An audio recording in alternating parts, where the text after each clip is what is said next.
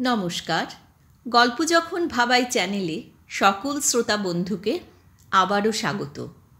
আজকে আমি পড়ে শোনাব নরেন্দ্রনাথ মিত্রের ছোট গল্প বাসি ফুলের মালি। গল্প পাঠে আমি ইন্দু। গল্পটা ভালো লাগলে লাইক, শেয়ার, সাবস্ক্রাইব করে পাশে থাকার অনুরোধ থাকলো। তাহলে শুরু করি আজকের গল্প বাসি ফুলের মালি। কয়েক বছর ধরেই ছেলেটিকে দেখছি, আমাদের পাড়ার ফুলওয়ালা। ঠিক আমাদের পাড়ার মধ্যেই যে থাকে তা নয়, থাকে বাসস্টপ থেকে আরও 2টি স্টপ পূবে দত্তবাগান বস্তিতে। আমাদের রাস্তা থেকে কতটুকুই বা দূর, তবু মাঝে মাঝে মনে হয় ও যেন আরেক রাজ্য, আর এক জগৎ। এক এক সময় ভাবি কাছে যাই, যাওয়া আর হয় না। ওরাই কেউ কেউ আসে, আর আসে ওই ফুলওয়ালা ছেলেটি। আমার লেখার টেবিলের ধারে যে জানালা, সেই জানালায় এসে ও মৃদু স্বরে বলে, ফুল নেবেন বাবু? আমি ওর দিকে তাকাই। কালো বেঁটেখাটো হাফ প্যান্ট পরা একটি ছেলে, গায়ে একটি জামাও আছে, নামমাত্র আবরণ, ছিটে ছেঁড়া ময়লা হাফ শার্ট। নতুন জামাও যে না পরে তা নয়, কিন্তু আমার যেন মনে পড়ে না ওর সেই নতুন জামা আমি দেখেছি। ফুল নেবেন বাবু? আমি ওর ফুলগুলির দিকেও তাকিয়ে দেখি। রজনীগন্ধা, পদ্ম, স্থলপদ্ম, জবা, জুঁই আর বেল ফুলের মালা। সব রকম ফুলই ও ফিরি করে। যে কালে যে ফুল পাওয়া যায় সেই কালের ফুল। কিন্তু আশ্চর্য, সব ফুলই ওর বাসি আর শুকনো। এত বাসি ফুল তুই কোত্থেকে কুড়িয়ে আনিস বলতো? ফুলওয়ালা, ওর নাম আমি এখন জানি, মৃদু প্রতিবাদের সুরে বলে, না বাবু, বাসি না, নিন না, সস্তায় দিচ্ছি। যেদিন আমার মেজাজ ভালো থাকে ওর কাছ থেকে কিছু ফুল আমি কিনে নিই, বাসি জেনেও নিই। ওর মুখের দিকে তাকালে কেমন যেন মায়া হয়। কিন্তু এই নিয়ে মাঝে মাঝে দারুণ দাম্পত্য কলহ লেগে যায়। গৃহের যিনি কর্ত্রী, এই ফুলগুলি তাঁর চক্ষুশূল। তিনি রাগ করে বলেন, তোমার ফুলশয্যার জ্বালায় আর পারি নে। পয়সা দিয়ে এইসব বাজে ফুল কেউ কেনে? মানুষকে দয়া করতে হয় অন্যভাবে করো, কিন্তু এইসব জঞ্জাল এনে ঘর বোঝাই করা কেন? ফুল দেখে তিনি যে সব বান ছুঁড়তে থাকেন, সেগুলিকে কিছুতেই আর ফুলবান বলার জো থাকে না। আমার অযোগ্যতা, অপরিণামদর্শিতা, কর্মবিমুখতার খোঁটা পর্যন্ত শুনতে হয়। দিন কয়েক ফটিক তার একটি বাঁধা খদ্দের হারায়। ও এসে দাঁড়ালেই, ফুল নেবেন বাবু বলে জানালার কাছে মুখ বাড়ালেই আমি মারমুখ হয়ে উঠি। যা, চলে যায় এখান থেকে। যত রাজ্যের বাসি পচা ফুল আমাকে গছিয়ে দেওয়ার মতলব, চলে যা। ফটিক একটুকাল অবাক হয়ে থাকে।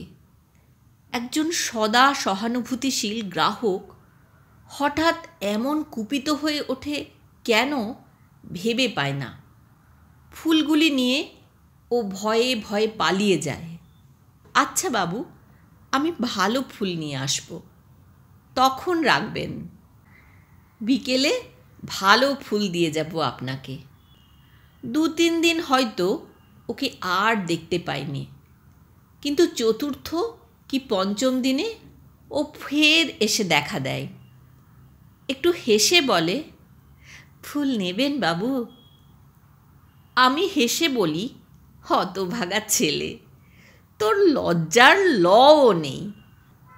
আবার সেই বাসি ফুলের রাস কাঁধে করে নিয়ে এসেছিস? ও নরম গলায় প্রতিবাদ করতে থাকে, বাসি না বাবু, বাসি না, না বাবু, বাসি না। আমি গৃহের গঞ্জনার ভয় সত্ত্বেও ফের ওর কাছ থেকে ফুল কিনি।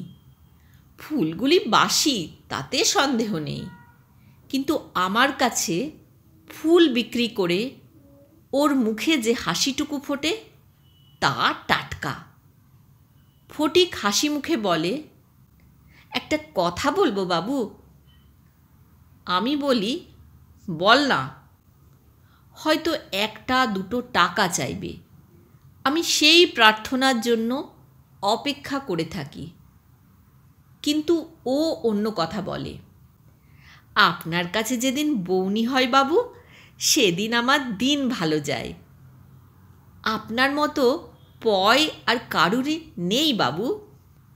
দূর, সবাই তো আমাকে অপয়া বলে।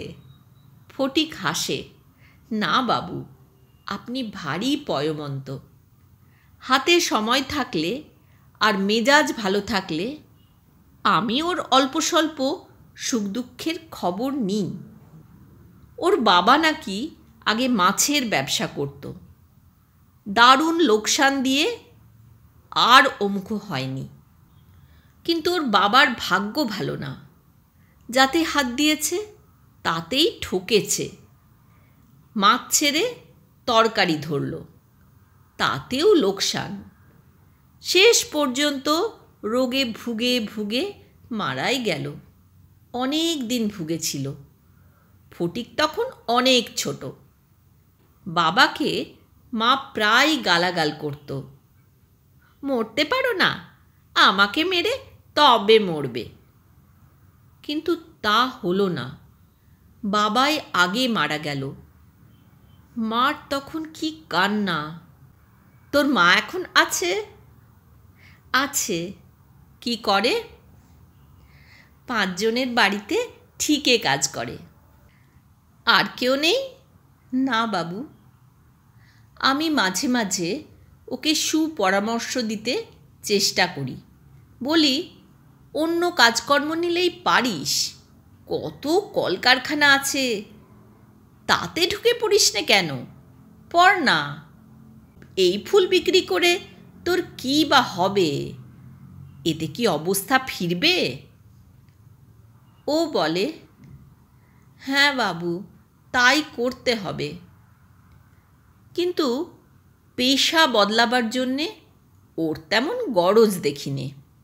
ছেলেটার উদ্যম অধ্যবসায় কম, নইলে এই ফুলের ব্যবসাতেও আরও উন্নতি করতে পারত। শ্যামবাজারের মোড়ে ছোট বড় আরও কয়েকটি ফুলওয়ালার সঙ্গে আমার পরিচয় হয়েছে। তাদের দোকানের অবস্থা আস্তে আস্তে ভালো হয়ে উঠছে। দোকানের সংখ্যাও বাড়ছে দিনের পর দিন। কিন্তু ফটিকের সেই বাসি ফুলের ব্যবসা আর শেষ হলো না। ওর অবস্থা আর বদলালো না। অবস্থা বদলালো না, কিন্তু চেহারার পরিবর্তন চোখে পড়ল। কিছু বা স্বভাবেরও। হাফ প্যান্ট ছেড়ে ও যে কবে পায়জামা পরতে শুরু করেছে লক্ষ্য করিনি।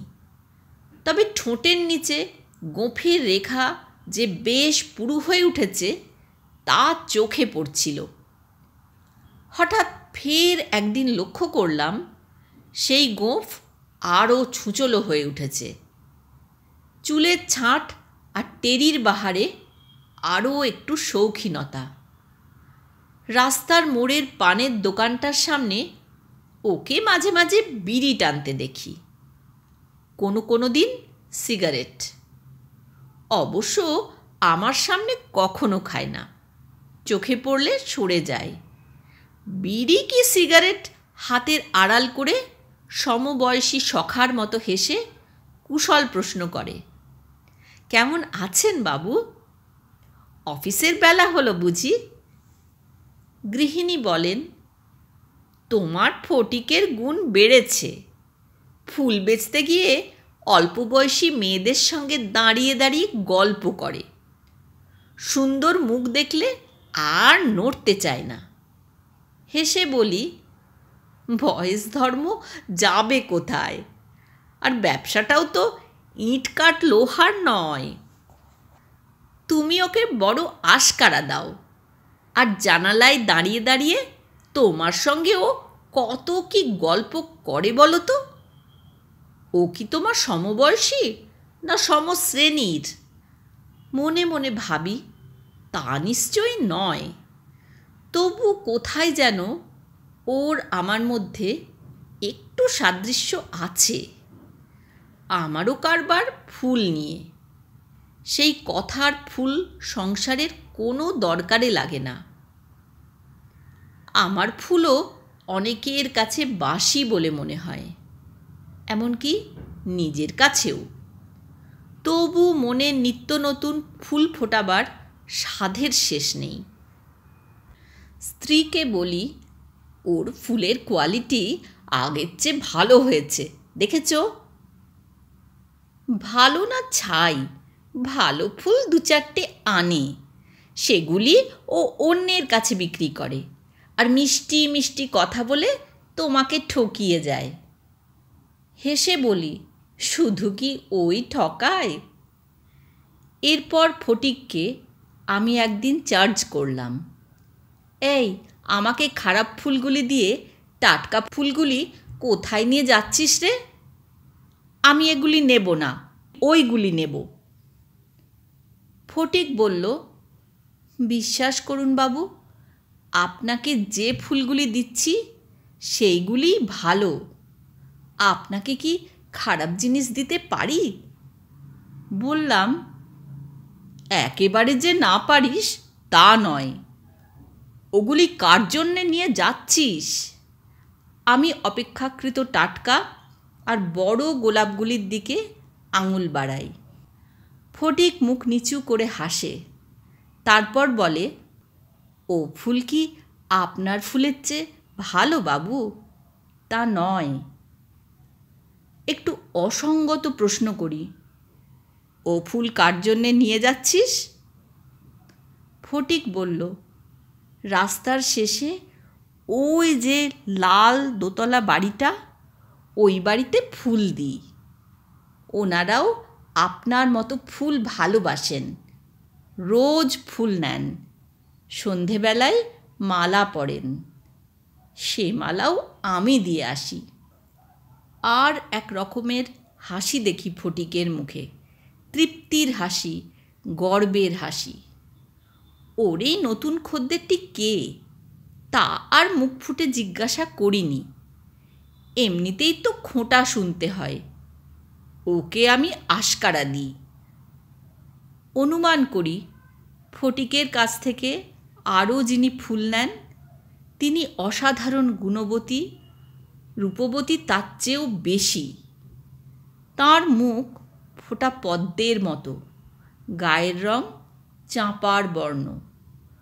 মনে আরও একটি ক্ষীণ আশা আছে, তিনি হয়তো পাঠিকা শ্রেণীর মধ্যেও পড়েন। মাস যায়, বছর যায়, ফটিক আমাকে আগের মতোই ফুল জুগিয়ে যায়, কখনো তাজা, কখনো বাসি। আমিও আগের মতোই কখনো সদয় হই, কখনো রূঢ় ব্যবহার করি। মেজাজ কি সব দিন সমান থাকে? দৃশ্য অদৃশ্য, স্থূল সূক্ষ্ম কত কারণে মেজাজের পারা ওঠানামা করে, তার কি ঠিক আছে? ফটিকের সাজসজ্জা আগের চেয়ে ভালো হয়েছে, মুখের ভাবও প্রসন্ন। হয়তো ওর বিজনেস আগের চেয়ে ভালোই চলছে।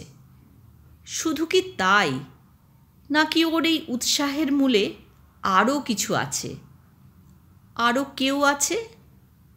আমি মনে মনে কল্পনা করি। সেদিন বিকেলবেলায় লিখতে বসেছি, তাগিদের লেখা। বাইরের তাগিদ যত বেশি, ভিতরের তাগিদ তত কম। দুই তাগিদের মিল ঘটাতে না পারলে কি কলম নড়ে? অবশেষে আকাশের দিকে তাকিয়ে শুধু দিনান্তের জন্যে দীর্ঘশ্বাস পড়ে। পাড়ার দু তিনটি বাড়িতে বিয়ে, ছোট রাস্তায় জনসমাগম বেড়েছে, দূরের সানাইতে মুলতানের সুর। হঠাৎ দেখি কাঁধে একরাশ রজনীগন্ধা নিয়ে আমাদের ফটিক বড় রাস্তার দিকে হনহন করে এগিয়ে চলেছে। দেখতে পেয়ে ওকে আমি ডাকলাম, এই ফটিক, শোন, কি ব্যাপার, কোথায় যাচ্ছিস? ফটিক এসে জানালার ধারে দাঁড়ালো। আমি বললাম, বিয়ের মরশুমে খুব ফুল বিক্রি করছিস বুঝি? ফটিক একটু রূঢ়ভাবে বলল, না বাবু, বিক্রি হলো না। লালবাড়ির ওনারা নেবেন বলেছিলেন, নিলেন না। আমি বললাম, সে কি রে? ফটিক বলল, হ্যাঁ বাবু, ও বাড়ির মেয়ের বিয়ে, কথা ছিল আমি ফুল দেব, রোজই তো দিই, আজ যত দোষ হলো। ওনারা আর এক জায়গা থেকে ফুল নিয়ে এসেছেন, বলছেন তোর ফুল বাসি, তোর ফুল নেব না। দেখুন বাবু, আমার ফুলগুলি দেখুন। নগদ টাকা দিয়ে পাইকারের কাছ থেকে কিনে আনলাম। আমি নীরবে সহানুভূতি জানালাম। ফটিক বলতে লাগলো, আমি জানি ওরা আমাকে দেখতে পারে না, বাপও দেখতে পারে না, ছেলেও দেখতে পারে না। কেন পারে না তাও জানি, কিন্তু আমি আরও যা যা জানি বাবু, তা যদি সবাইকে বলে দিই, তাহলে কি আর ও বাড়ির মেয়ের বিয়ে হবে? কাঁধে ফুলের রাশ থাকলে কি হবে? ফটিকের দুই চোখ দিয়ে যেন আজ ফুলকি বেরোচ্ছে। আমি বললাম, ছি ছি, ওসব কথা বলতে নেই। আমার এই অনুশাসন ওর কাছে গ্রাহ্য মনে হলো কি না জানি নে। মুখ ফিরিয়ে নিয়ে ও তেমনি হনহন করে হাঁটতে শুরু করলো। পিছন থেকে দেখে মনে হলো সরল সতেজ ডাঁটাওয়ালা একরাশ রজনীগন্ধা তো নয়, ফটিক যেন ভারী এক লোহার গদা ঘাড়ে নিয়ে চলেছে। ও আরও খানিকটা দূরে চলে যাওয়ার পর হঠাৎ আমার মনে হলো, আমিও তো 1 ডজন ফুল ওর কাছ থেকে নিতে পারতাম, কিন্তু ওর কি আজ ওই ফুল বিক্রি করবার মতো মন মেজাজ আছে? এতক্ষণ শুনছিলেন আজকের গল্প বাসি ফুলের মালি।